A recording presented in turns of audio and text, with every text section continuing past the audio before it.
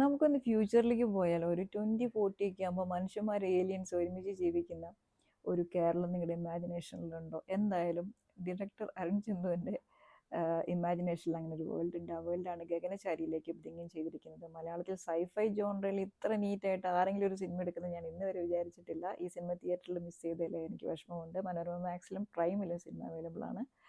സിനിമയുടെ സ്ക്രിപ്റ്റ് ചെയ്തിരിക്കുന്നത് അരുൺ ചന്തുവും അതുപോലെ തന്നെ ശിവസായും കൂടിയിട്ടാണ്. വളരെ സറ്ററിക്കലായിട്ടുള്ള ഒരു ഫ്ലോയിൽ പോകുന്ന കണ്ടംപററി ആയിട്ടുള്ള ഒരു സ്ക്രിപ്റ്റാണ്. മ്യൂസിക് ചെയ്തിരിക്കുന്ന ശങ്കർ ശർമ്മ. സിനിമയിലേക്ക് ഭയങ്കര മിക്സായിട്ട് പോകുന്നുണ്ട്. അതുപോലെ തന്നെ ബ്രില്യൻ്റ് ആയിട്ട് നിൽക്കുന്നതാണ് മെറാക്കി സ്റ്റുഡിയോസ് ചെയ്ത വിഷ്വൽ ഇഫക്ട്സ്. ഇനി ഇതിൽ അഭിനയിച്ചിരിക്കുന്നത് അജു വർഗീസ്, അതുപോലെ ഗണേഷ് കുമാർ, നമ്മുടെ ഗോകുൽ സുരേഷിൻ്റെ ഒക്കെ ഒരു കോമഡി ടൈമിങ് കാണേണ്ടതാണ് ഈ സിനിമയിൽ. അനാർക്കലി മരിക്കാർ ഒരു ഏലിയാമയായിട്ട് വരുന്നുണ്ട്.